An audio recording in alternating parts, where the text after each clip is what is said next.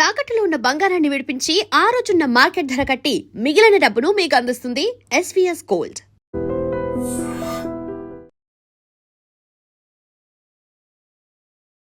నమస్కారం, మీరు చూస్తుంది ఐ డ్రీమ్. నేను మీ కీర్తి. ఈరోజు నాతో పాటు జ్యోతిష్య రత్న జ్యోతిష చక్ర వైభవ నిపుణులు డాక్టర్ రాళ్లపల్లి రవికుమార్ గారు ఉన్నారు. గురుగారితో నా ప్రస్థానం చాలా చిన్నప్పటి నుంచి ఈ రోజు ఐ డ్రీమ్లో మొట్టమొదటిసారి మళ్ళీ మీ అందరి కోసం. నమస్తే గురుగారు. నమస్కారం అమ్మా. గురుగారు, last but not the least, మీన రాశి వారికి ఎలా ఉంటుందండి? తప్పకుండా అమ్మా. మీన రాశి అనగానే మనకి పూర్వభాద్ర 4వ పాదం, ఉత్తరాభాద్ర 1, 2, 3, 4 పాదాలు, రేవతి 1, 2, 3, 4 పాదాలు. ఈ నక్షత్రాల సమూహంతో మనకి మీన రాశిలోకి వస్తుంది.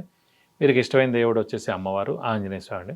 అలాగే వీరికి వచ్చేసి ఆదాయం వచ్చేసి 14, వ్యయం 11, రాజపూజ్యం 7, అవమానం 2 అండి. సో వీరు మామూలుగా రాసులో ఫస్ట్ మేషం, లాస్ట్ ఏమో మీనం అండి. లాస్ట్ హౌస్ అంటే ఏంటంటే 12వ స్థానం అనేది మోక్ష స్థానం, ఖర్చు స్థానం, నిద్రస్థానం. అందుకే మీన రాశి అనేది మోక్షానికి సంబంధించింది అన్నమాట. ప్లస్ మీన రాశి అధిపతి కూడా గురువే. సో దైవబలం, దైవానుగ్రహం, మోక్షం 3 కూడా ఆ రాశిలోనే ఉన్నాయన్నమాట. సో వీళ్ళు చాలా సాఫ్ట్గా ఉంటారు.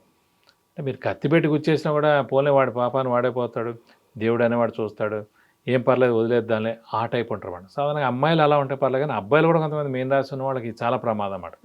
వాళ్ళు ఈ సంఘంలో ఉండి నెగ్గాలంటే ఇలా ఇంత సాఫ్ట్గా ఉంటే కష్టం కదా. సో వాళ్ళు ఎప్పటి నుంచో అలాగే ఉంటున్నారు. వీరికి వచ్చేసి మెయిన్గా పంచమ స్థానంలో గురువు ప్రవేశిస్తున్నాడండి జూన్ 2వ తారీఖు. అప్పటి నుంచి అత్యద్భుతంగా ఉంటుందని చెప్పవచ్చు. ఎందుకంటే ఏలినాటిసే నడుస్తున్నా మెయిన్గా రాశాధిపతి అయిన గురువు ఉచ్చ స్థానంలో పంచమంలో ఉంటాడు కాబట్టి ఈ సంవత్సర కాలం పాటు వాళ్ళ గోల్డెన్ పీరియడ్ అని చెప్పుకోవచ్చు. ఏలినాటి శని మటుకు ఇంపాక్ట్ ఎక్కువ ఉంటుంది, ఎందుకంటే రాశిలోనే శని ఉన్నాడు కాబట్టి. సాధారణంగా మనం జాతకంలో లగ్నం నుంచి ఎక్కడైనా లెక్క పెట్టినా కూడా చంద్రుడు అనేవాడు మనస్కారకుడు, బుద్ధికారకుడు అనగానే అతనితో పాటు మటుకు ఎవరు శని కలవకూడదు, రాహు కలవకూడదు, కేతువు కలవకూడదు. శని కలిసిన ఒక రాశిలో ఉన్నాడు అనుకోండి, రాహు కలిసి ఒక రాశిలో ఉన్నా కూడా, కేతు కలిసి ఒక రాశిలో ఉన్నా కూడా చంద్రుడు ఎప్పుడైతే ఆలోచన, ధైర్యం, స్ట్రెస్, స్ట్రెయిన్, మానసిక ఆందోళన పొందుతూ ఉంటారు. ప్రస్తుతం ఏంటంటే మీన రాశి వారికి ఆ చంద్రుడు ఎక్కడైతే ఉన్నారో అక్కడ శని ఉన్నాడు అన్నమాట. మన రాశి ఎలా చూస్తాడండి? చంద్రుడు బట్టి కదా. చంద్రుడు మంది మీన రాశి అనుకోండి, చంద్రుడు ఉన్న చోటే శని ఉన్నాడు కదా. ఆ శని అనేవాడు చంద్రుడిని చూస్తున్నాడు వాడు. సో అనవసరమైన ఆలోచనలు, ఆ ధైర్యం, మానసిక ఆందోళన ఇవన్నీ కలిగిస్తుంటాడు. చిన్న వాటికే చిన్న బాధపడడం ఇవన్నీ కూడా అవుతుంటాయి. సో వీళ్ళకి ఏంటంటే చిన్న అనారోగ్యాలు ఉంటాయి, పెద్దవేమి ఉండవండి.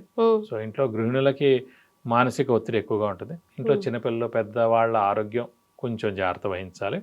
విద్యార్థులు మనకు సువర్ణ అవకాశం చెప్పుకోవచ్చు.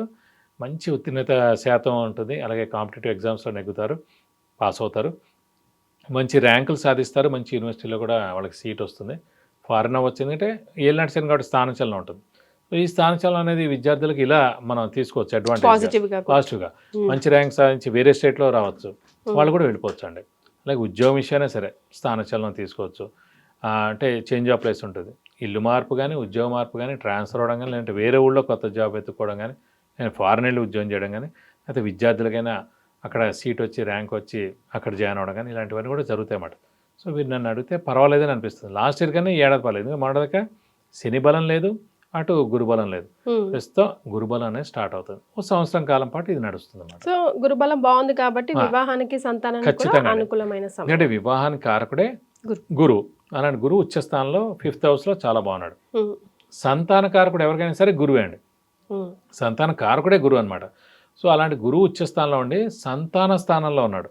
పంచమ అనేది సంతాన స్థానం, పంచమ స్థానం అనేది క్రియేటివిటీ, ఇంటెలిజెన్స్, లాజిక్, సంతానం, ఈ 4 కూడా చూపించే స్థానం పంచమ స్థానం. అలాంటి స్థానంలో గురువు ఉన్నాడు కాబట్టి ఖచ్చితంగా సంతానం లేని వారికి సంతానం ఈ జూన్ 2వ తారీఖు నుంచి నెక్స్ట్ ఇయర్ జూన్ లోపల ఖచ్చితంగా కలుగుతారు. ఎస్. సో వీరికి ఎంతవరకు రెమెడీస్ ఏం పాటిస్తే బాగుంటుంది అంటారు ఈ సంవత్సరం? వీళ్ళకి మెయిన్గా మటుకు ఇంకా శని అండి. ఎందుకంటే ఏలినాటి శని ఒక్కటే వాళ్ళకి ఇంపాక్ట్ ఎక్కువగా ఉంది కాబట్టి వీళ్ళు కూడా ఖచ్చితంగా ప్రతి శనివారం ఉపవాసం ఉండడం. అలాగే మెయిన్గా ఏంటంటే మనకి రక్తదానం కూడా, శనివారం రోజు రక్తదానం చేస్తే చాలా మంచిది. అలాగే ఆంజనేయ స్వామిని, మనం వెంకటేశ్వర స్వామిని కూడా ఎక్కువగా ఆరాధించాలి.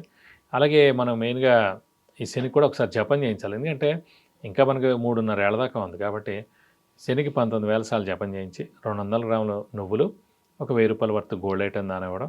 అలాగే వెంకటేశ్వర స్వామి మరియు ఆంజనేయ స్వామి అష్టోత్తరం రోజు చదువుకుంటూ ఉండడం. ప్రతి బుధవారం వెంకటేశ్వర స్వామి టెంపుల్కి, అలాగే శనివారం వెంకటేశ్వర స్వామి టెంపుల్కి వెళ్ళి 41 ప్రదక్షిణాలు చేసి ఆయన అష్టోత్తరం కానీ, చదువుకోవడం, అక్కడే అర్చన కానీ అభిషేకం కానీ చేస్తే మంచిది.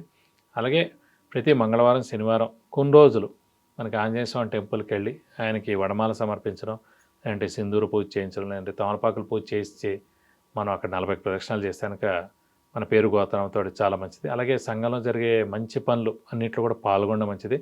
అలాగే మెయిన్గా దైవిక కార్యక్రమాలు ఉంటాయి, శ్రీరామనవమి కానివ్వండి, ఉగాది కానివ్వండి, దసరా కానివ్వండి, వినాయక చవితి, వాటిల్లో పాల్గొని అక్కడ హెల్ప్ చేసాం అనుకోండి, దేవుడి దగ్గర మీరు ఎక్కువసేపు ఉండి ఎక్కువగా హెల్ప్ చేస్తున్న దైవికానికి దగ్గరగా ఉంటాయి కనుక ఎలాంటి దోషాలు ఉన్నాయి ఇవన్నీ కూడా ఏలినాటి దోషాలు తొలగిపోయి మీకు అన్ని విధాలు మంచి చేకూరుతుంది. గురుగారు, మీ అపాయింట్మెంట్ తీసుకున్న వాళ్ళకి జాతక విశ్లేషణ చేయడంతో పాటుగా పూజలు కూడా మీరు చేయిస్తారా గురుగారు, గైడ్ చేస్తారా? అంటే యాక్చువల్గా మేము మెయిన్ అంటే జాతకం డీటెయిల్గా రాసిస్తానండి. సో యాక్చువల్గా ఏంటంటే అది ఒక ఫస్ట్ అతనికి హారోస్కోప్ ప్రింట్అవుట్ ఇస్తాం. దాని తర్వాత అతని స్వభావం మెయిన్గా ఒక 50 లైన్స్ అతని స్వభావం ఉంటుంది. మ్యాక్సిమం 90% అతని స్వభావం మ్యాచ్ అయ్యేది ఉంటుంది. అది 32 పాయింట్స్ ఉంటాయన్నమాట. Education, profession, business, marriage, children, అలా 32 పాయింట్స్ ఉంటాయి. అందులో లక్కీ మొత్తం న్యూమరాలజీ కూడా కవర్ అవుతుంది. అలాగే మళ్ళీ ఎప్పుడెప్పుడు మెయిన్గా మీ ప్రాబ్లమ్స్ ఉంటాయి అంటే ఫైనాన్షియల్ లాస్ కానీ, ల్యాండ్ రిలేటెడ్ లాస్ కానీ, హెల్త్ ప్రాబ్లమ్స్ కానీ ఎప్పుడెప్పుడు వస్తాయి మీ ఈ జీవితకాలంలో ఆ ఇయర్స్ అన్ని మెన్షన్ చేసి రాస్తాం. అలాగే వివాహం ఎప్పుడు అవుతాయి అవన్నీ కూడా రాస్తాం. అలాగే పరిహారాలు లైఫ్ లాంగ్ చేసుకోవాల్సిన పరిహారాలు కూడా రాస్తామట. అన్నీ రిటర్న్గానే ఉంటాయండి. క్వశ్చన్ ఏదైనా ఉంటే కనుక ఓన్లీ సింగిల్ క్వశ్చన్ ఉంటే ఆన్సర్ మనకి వాయిస్ మెసేజ్లో కానీ కాల్లో కానీ చెప్తాం. జాతకం మొత్తం రాయడానికి మటుకు ఫుల్ డీటెయిల్గా రాసిస్తామట. అది పర్మనెంట్గా లైఫ్ లాంగ్ ఉంటుంది అన్నమాట. సో అలాగా మీరు కింద స్క్రోల్ చేయబడిన వాట్సాప్కి మెసేజ్ చేసినా లేదా కాల్ చేసినా కూడా మీరు అపాయింట్మెంట్ తీసుకోవచ్చు. గురుగారు, ఇదంతా date of birth, time of birth ఖచ్చితంగా ఉంటుంది. లేని వాళ్ళైతే నేను చెప్పలేనండి.